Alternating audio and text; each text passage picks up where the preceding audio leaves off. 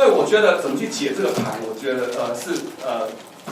值得各新闻媒体或有兴趣这个选举结果的人去关注这个。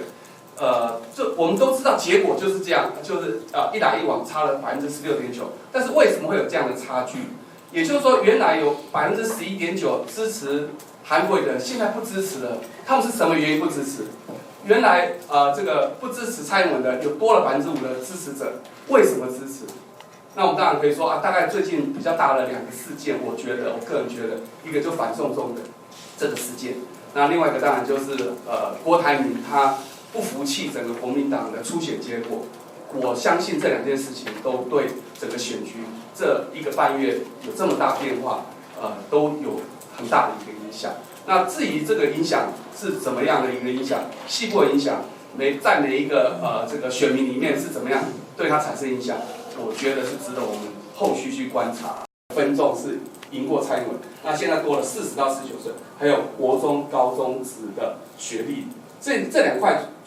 这个分众，他有机会再拿回来。那当然师徒嘛就要一块一块拿回来。那过去他是曾经领先，这一块是他现在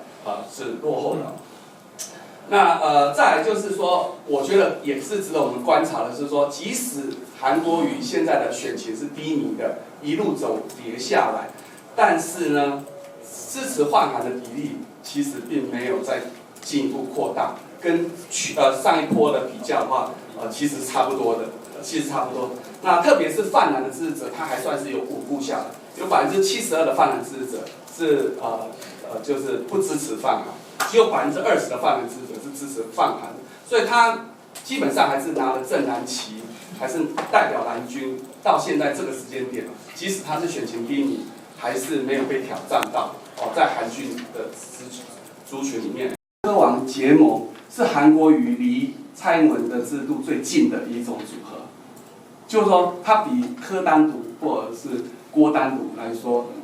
这个更接近，因为它本来差9.5个百分点，可是郭王结盟它只差蔡英文5.8，就感觉没那么遥不可及，就稍微再努力一下，把5.8的师徒再拿回来，就可以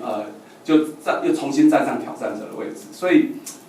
这倒是蛮吊诡。刚刚其实坤峰也谈到，就是说，好像其实如果柯文哲加入郭台铭，或郭台铭加入柯文哲，对彼此好像帮助不大。有看到这样的一个现象。活动，那其实柯市长柯 P 不会特别的去强调，所以这一次听说是郭董选823的场合那是不是政治正确我们不敢讲，因为这是一个非常可以说是比较泛蓝的这个聚会场合。那是不是有在试水温？我们可以来观察，3个人这一次好像